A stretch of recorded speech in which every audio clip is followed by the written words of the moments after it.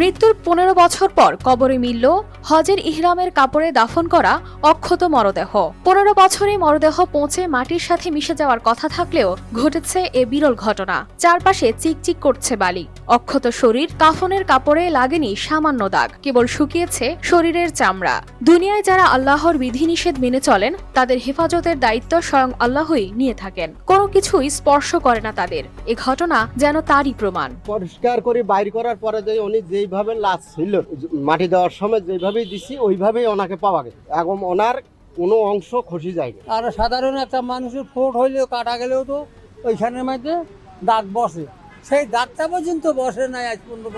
আল্লাহ পাকের কত কুদরত। রংপুর মহানগরীর নবদিগঞ্জ গোদাশিমলা এলাকার বিরল এ ঘটনায় ব্যাপক চাঞ্চল্যের সৃষ্টি হয়েছে। শোনার পরে আমরা চলে আসছি। আমরা এখানে আসছিলাম, অনেক তার সাথে বেড়াছি, দেখছি, খাইছি।